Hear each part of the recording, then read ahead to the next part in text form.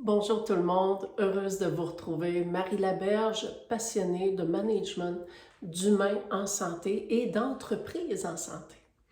Aujourd'hui, dans le cadre de cette capsule, on va parler de l'importance, oui, de poser des gestes, d'implanter des mesures, de faire des activités en matière de santé mieux-être pour prendre soin de nos gens, pour prendre soin de notre organisation, mais de l'importance d'attacher ce qu'on fait à des besoins réels, à des besoins prioritaires, à des besoins qui auront été exprimés.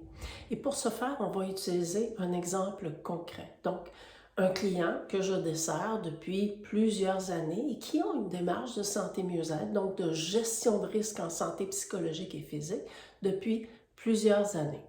Donc, nous avons déployé récemment à nouveau Reflecto, notre sondage qui nous permet une analyse de risque en santé physique et psychologique hermétiquement confidentielle.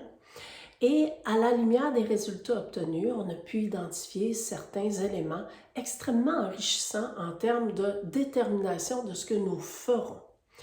Alors, dans le rapport du sondage déployé, on a obtenu des résultats extrêmement positifs, donc un taux de satisfaction extrêmement élevé au niveau des pratiques de gestion.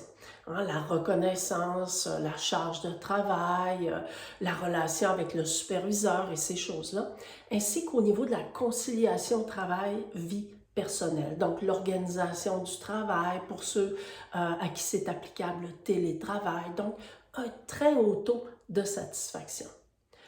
Donc, qu'est-ce que ça veut dire? Ça veut dire que les actions qu'on a posées par le passé, parce qu'on a priorisé ces éléments-là, c'est ce qui ressortait dans les sondages précédents qu'on avait déployés 2 ans plus tôt, 4 ans plus tôt.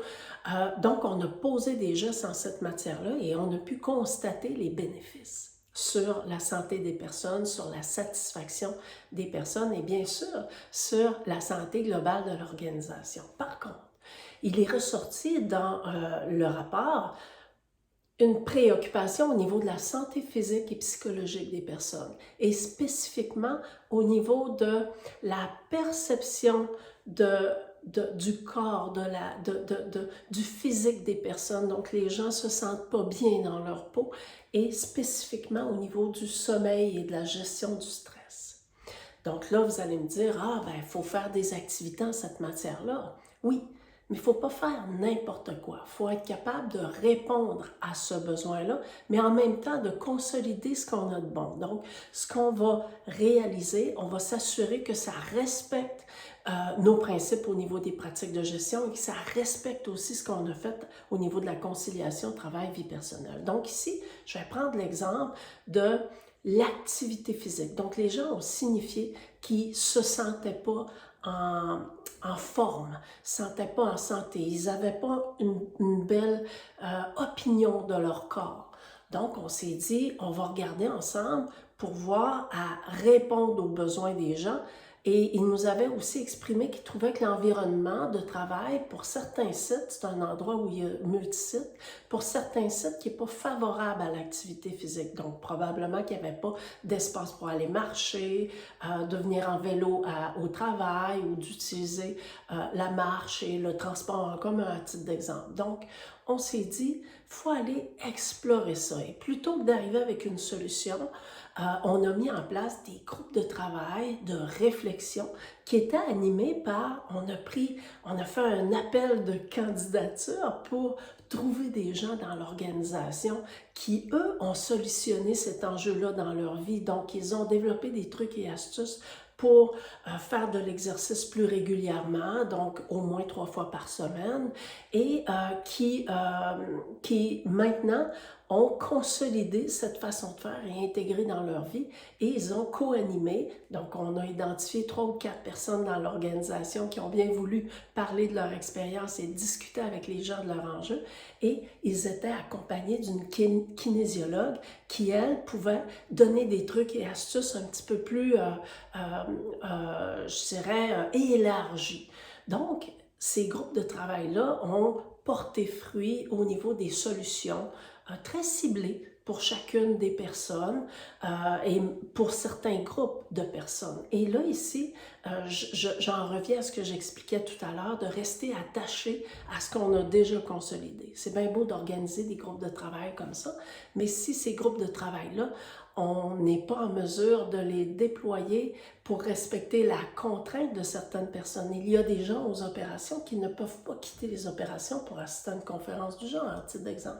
Il y a des gens qui ont d'autres contraintes. Donc, on s'est organisé de déployer ces activités-là à différentes fréquences pour être sûr d'aller chercher l'ensemble des personnes qui avaient signifié leur intérêt, OK, à participer à ce genre d'activité-là. Et là, ici, ça ne se termine pas non plus. Alors là, non seulement on a fait ces activités-là en respect de la conciliation travail-vie personnelle, mais aussi on l'a fait en respect de consolider l'acquis. Donc, l'activité en soi n'est pas une fin, il fallait implanter aussi une mesure par la suite pour s'assurer que les gens ont bel et bien implanté des choses et qu'ils en sont satisfaits. Ceux qui n'ont rien implanté dans leur vie personnelle, qu'est-ce qu'on peut faire de plus pour eux? Donc, ça, c'est un suivi sur ce qu'on implante, qu'est-ce que ça donne, est-ce que les gens sont satisfaits, est-ce qu'on peut faire quelque chose de plus? Donc ici, c'est un exemple d'intervention mise en place pour pouvoir répondre à un besoin qui a été exprimé et cela de manière attachée aux choses qu'on a déjà de bien dans l'organisation. Donc, je voulais vous illustrer l'importance de, oui, de faire des choses, oui, d'implanter des mesures qui sont bénéfiques pour la santé physique et psychologique de nos gens. Mais il ne faut pas le faire n'importe comment, sinon les efforts investis, l'argent investi va donner peu de résultats. Vous allez vous apercevoir au bout de 18 mois, 2 ans que vous avez investi du temps, vous avez investi de l'argent, puis au final, quand vous regardez vos indicateurs, vos gens sont pas plus satisfaits, sont pas moins absents du travail, vous n'êtes pas plus attractif au niveau du recrutement, vous n'êtes pas plus favorable à la rétention des gens dans votre organisation. Donc, une démarche structurée qui débute par une analyse de risque, donc qui se veut le recueil des besoins, des préoccupations et du niveau de satisfaction des gens est le point de départ à cette intention de prendre soin de vos gens, de prendre soin de votre entreprise. J'espère que cette capsule vous a plu. Donc, vous pouvez toujours me joindre. Au bas de la vidéo, il y a mes coordonnées pour un rendez-vous, pour discuter ensemble de vos enjeux, de vos réussites, mais aussi de vos projets de prendre soin de vos gens. Donc, il me reste à vous dire à la prochaine. C'était encore une fois un plaisir. À bientôt!